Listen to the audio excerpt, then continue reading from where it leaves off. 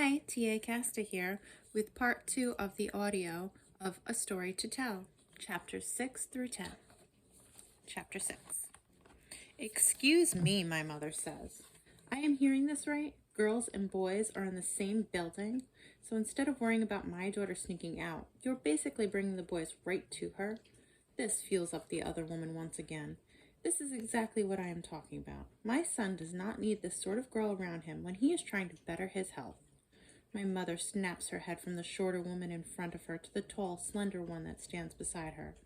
If there was any hope of these two women joining forces on a common ground, that hope has completely evaporated, and ice daggers have now cut through any camaraderie. Pardon me, lady, my mother snaps at the woman. You do not even know my daughter. How dare you speak about her? I am sure your son is not so innocent. He is a guy, after all, and they only want one thing. My mother's face now burns almost as red as the other woman's face.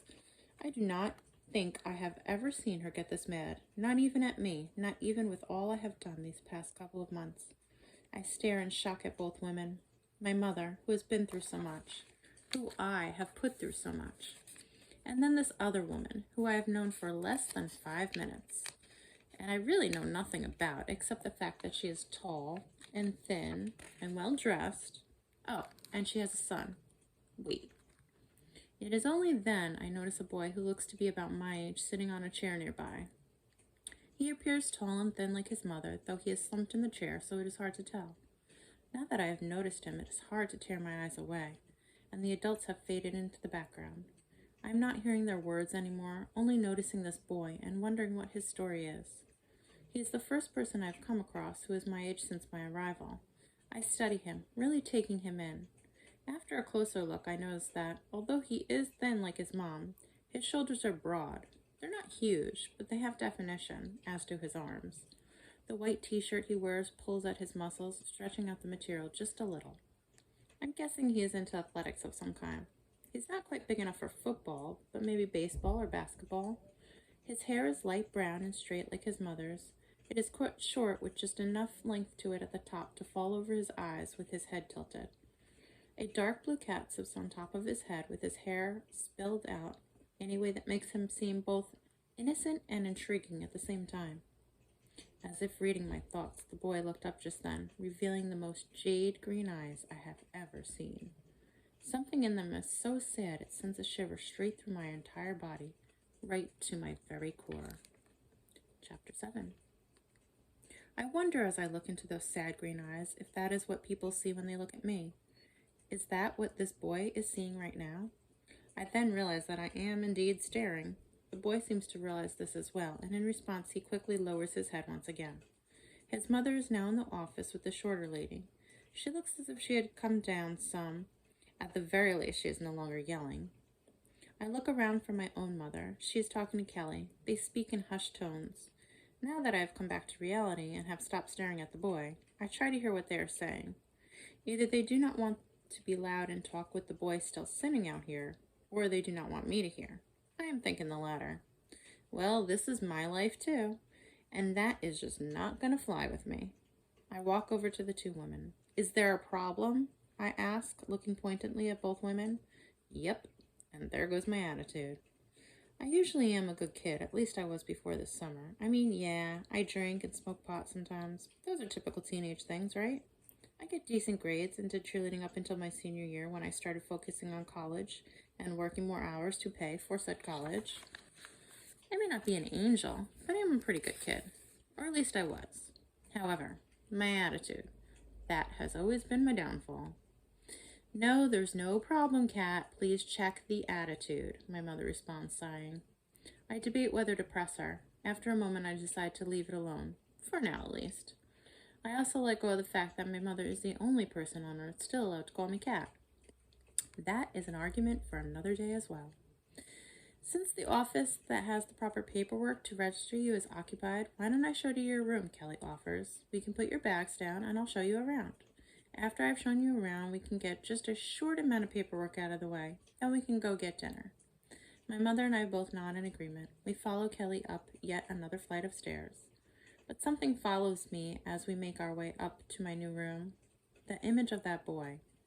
I do not know why I cannot shake those sad eyes or the feeling they give me. I do know one thing, though, and that is I do not like it. I do not like it at all. Chapter 8. As we reach the top of the stairs, we come to a long corridor with 3 doors on each side. Kelly shows us to the last door on the right side. This will be your room, Kelly says as she opens the door. Standing inside is a girl not much taller than me with jet black hair. Her eyes look just as black, especially with all the makeup. My mother is the first to speak. I did not realize the rooms were shared. All the rooms accommodate 2 people in this section. Most are like this, aside from some special circumstances, Kelly explains. She means the rich kids who do not have to rely on insurance to pay for their little fucked up children to be here. The girl says this with a completely straight face, lacking any emotion at all. Language, Nia, that will be one demerit, Kelly says sternly. Okay, so she can be tough when she wants to be. The girl just cursed, not a huge deal in my book. Not that I'm going to jump in and defend this girl. I do not know her, and I doubt she wants to get to know me. Kelly turns to me then and said, "This is Nia, your roommate." She then turns back to Nia. "Nia, this is Katrina. I expect you will make her feel welcome." Hey, is all I say. The girl does not seem to like the welcoming type. Nia just nods at me and turns on her heels to sit on her bed. She picks up a book and begins to read. From where I'm standing, I see she's reading The Silence of the Lambs by Thomas Harris. I've never read the book, but I did see the movie on television. It is about a psychotic killer. Great. Not only is this girl not that friendly, but she will most likely be lucky if she does not stab me in my sleep. I wonder both if I should worry about this girl and how in the world did she get that reading material approved in a place like this. I do not dare ask this out loud, however. I do not want to draw attention to myself in front of my new roommate, nor do I want to defend her. Perhaps it pertains to her studies, or there's another perfectly logical explanation. After all, I am in no position to judge, given my current status quo in life. Chapter 9. Kelly briefly shows me around the room. There's not much to show. 2 beds, 2 small closets, and 2 small dressers. We're not allowed to hang anything on the wall. We are allowed personal items, but they must be approved. I mean, everything must be approved. Everything from our clothes to photos and even music we play on either in a CD player or iPod, whichever we may have brought from home. We are only allowed to listen to music of choice through our earbuds so no one else can hear.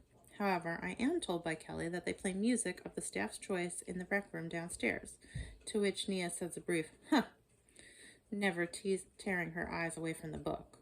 The worst of it all, though? No phones. We are not allowed to keep our cell phones, not even for the pictures. I had looked at my mother when Kelly informed us of this, and my mother just shrugged apologetically. I suppose my mother did not realize this either. It would not have been a question she would have thought to ask, considering she barely knows how to use her own cell phone.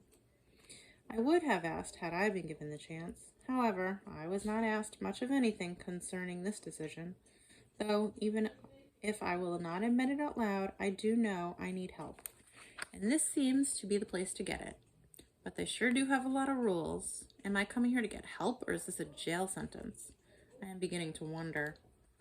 I have been informed that we will get monitored phone time to start out with 1 hour a week, depending on our points or demerits. We can increase or decrease our phone time. Everything is earned, Kelly says. This is your first week here, Katrina. We do not expect you to get it all this week. We do allow the first week for you to adjust.